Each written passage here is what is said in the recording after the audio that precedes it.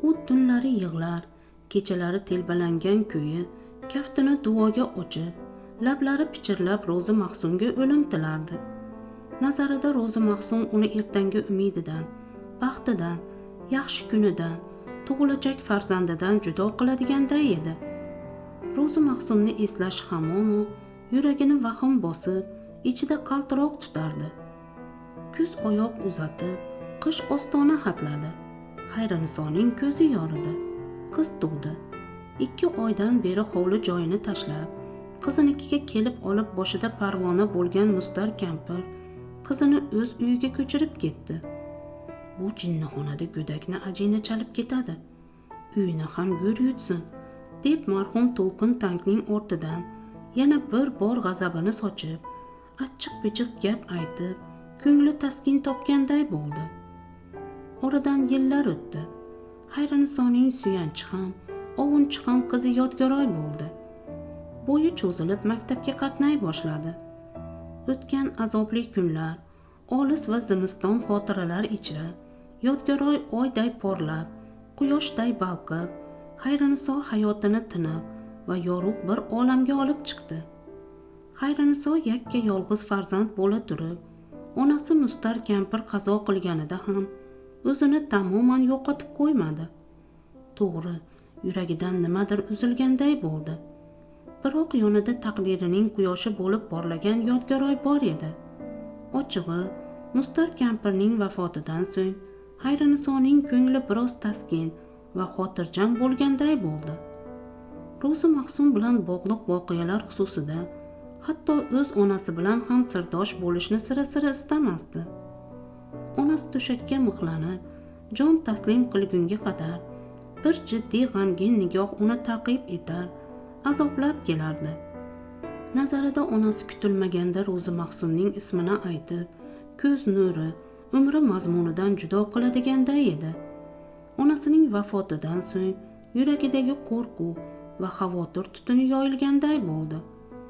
Bu yorug' dunyoda endi unga birgina Ro'zi Mahsum xalal berardi. Nazarida vahshivor tog'larining allaqaysi g'orlarida dahshatli bir shamol, Mahsum timsolidagi bo'ron berkinib yotibdi. U bir kun qo'zg'olib, Xayrinisoning hayotini ostin-ustun qilib, o'zini esa taqdirning qorong'u va zax puchmoqlarga chirpirak qilib uchradi. Birgina o'ziga, Mahsumga hamda yaratganga ayon sir Xayrinisoga tinchlik bermasdi. Ro'zi Mahsum tirik ekan, Xayriniso xavotirdan xoli yashay olmasdi. Shu bois qizi yodgoroyni olib, qishloqdan uzoq-uzoqlarga, Ro'zi Mahsumlar yashamaydigan joyga ketishni istardi. Biroq qayga borsin? Beva boshi bilan qayerga sig'indi bo'lsin? Yetim norasidasi bilan kimning ko'nglidan joy topsin?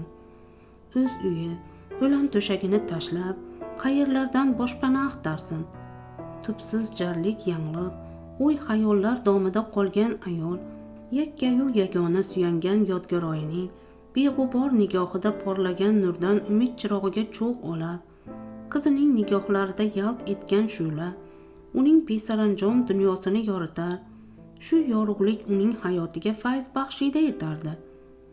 Xayriniso o'zini o'tga urdi, cho'qqa urdi, qizini o'zgalarning farzandidan kam qilmadi. Topganini qo'shqo'llab bolasiga tutdi. Qishloq maktabiga farrosh bo'lib ishga kirdi. Tunlari qiz uzatadigan yoki kelin tushiradigan xonadonlarning kashtasini tikdi. Ko'rpa yostig'ini qavadi. Qo'ni-qo'shnilarning tomorqasini o'tab, kirini yuvishdan ham or qilmadi. Eshigini taqillatib ko'nglini so'rab kelgan sovchilar ko'p bo'ldi. Boshi ochiq ayolning boshiga osmon qulaydi deguvchilar ko'p bo'ldi. Ularga qarata Xayrinisoning javobi bitta bo'ldi. Bolamni o'gay ota qo'liga qaratmayman. Xayriniso yodgoroy 2-sinfga ko'chganda uni tuman markazdagi internatga berdi. Bir hisobda yaxshi bo'ldi. Issiq sovug'i internatning bo'ynida, yotog'i bor. Eng muhimi, Ro'zi Mahsumning ko'zidan panada. Xayriniso qizini ko'rgani haftada bir borsa boradi, bormasa yo'q. Oldingi borganida muallimlari maqtagandi. Boshi ko'kka yetib, bir hafta qushday uchib yurib ko'ngli chog' bo'ldi.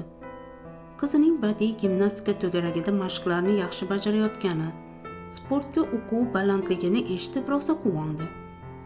O'ris muallimaning uzundan uzun gapidan tushungani shu edi. Xudo xohlasa, yodgoroy zo'r gimnastikachi bo'ladi. Qahratonning ayozli shomi, sovuq, havoga bolta otsang muzlab qoladi. Egniga gulli chopon ilib, yuz-ko'zini jun ro'mol bilan tang'ib olgan Xayriniso qiya ochiq yog'och darvoza oldidagi aravadan ko'mir tushiryapti. Azbaroy sovuqning zo'ridan jun ro'moli berkitgan yuziga ayozning ignalari sanchiladi. Oyog'idagi kirza etikning og'ir va besonaqayligi bois zo'rg'a qadam tashlaydi. Muz qotgan yerdan takkillagan ovoz chiqadi. Xayriniso ko'mir to'la zil-zambil chelaklarni ko'tarib, hovli o'rtasiga kelgan edi hamki, yog'och eshikning g'iyqillagan tovushi eshitildi. Namoz shomda kim keldi ekan, degan o'y bilan chelaklarni yerga qo'yib ortiga o'girildi. Turgan joyida tosh qotdi. A'zoyi badanida qaltiroq turib bo'g'inlari bo'shashib ketdi. Ne ko'z bilan ko'rsinki, Ro'zi Mahsum darvozaga suyanib turibdi. Egniga qalin paxtalik kiyib, quloqchini quloqlarini tushirib olgan Mahsum ayni damda Xayrinisoning ko'ziga balo qazo timsoli bo'lib ko'rindi. Ayol o'zida jur'at topib darvoza tomon yurdi. Mahsum taraddudlandi. Xayriniso yerga engashib, do'ppayib turgan toshga yopishdi. Tosh joyidan ko'chmadi. Muzlab yerga qapishib qolgandi. Ayolning bu qilig'i Mahsumni sergaklantirdi. Yerdan qaddini rostlagan Xayrinisoga Mahsum hezlanib qaradi. "Nega kelding?" dedi ayol lablari qaltirab. "O'zim holingdan xabar olay dedim." "Yo'qol." Xayriniso qo'lga tushguday biror narsa qidirib timirskilana boshladi. "Qizingni gimnastikachilikka beribsan deb eshitdim." Mahsumning ham ovozi qaltirab chiqdi. "Sening nima ishing bor?"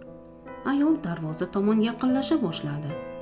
"Har holda gapirma iblis, yo'qol bu yerdan." "Qo'rqma, ketaman. Siringni olamga yoysam nima qilasan?" "Seni o'ldiraman, ablah." Ayol turgan joyda kir aylanib, Mahsumga hamla qilish payda u bu narsa eslay boshladi. "Yegani noni yo'q-u, itining otini marjon qo'yibdi" degan maqolni eshitganmisan? Ana shu maqol sen haqingda. Gimnastikada nima bor? Qisib o'tirmaysanmi? Ko'rpangga qarab oyoq uzatmaysanmi? Mahsumning masxara omuz gapi jon-jonidan o'tib ketgan ayol o'zini tutib tura olmadi. Jon holatda yugurib kelib Mahsumning ko'kragidan itardi. Mahsum gandiraklab ketdi. "Yo'qol iflos. Ikki ko'zing ko'r bo'ladi sen iflosning. Ket bu yerdan." Xayriniso aravadagi ko'mirning qirrador bir bo'lagini olib, jon holatda Mahsumning yuziga tushirdi. Mahsum qalqib ketdi. So'ng lahzada gursillab quladi. Ixrab yubordi. O'takasi yorilib emaklay boshladi. Bir amallab o'rnidan turdi-da, juftakni rostlab qoldi. Xayriniso eshik kesaksiga suyangan ko'yi u voz tortib yig'lab yubordi. So'ng yuzini kunbotarga, qiblaga burib ikki qo'lini duoga ochdi. "Iloyo ikki ko'zing ko'r bo'lsin. Ko'zing oqib tushmasa rozimasman." Ayol titroq kaftlari bilan yuziga fotiha tortdi. Mahsumning ikkinchi ayoldan shu tahlidda qarg'ish eshitishi edi.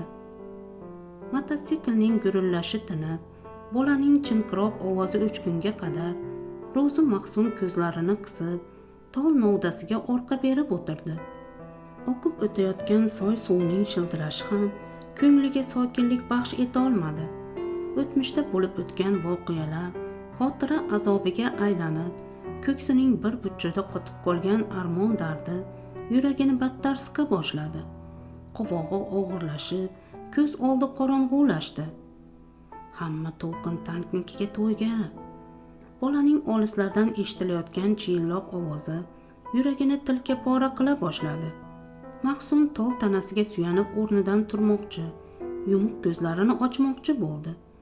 Zil-zambil kipriklar og'irlik qildi. Mahsum ko'zlarini ochdi, lekin borliq zimiston edi.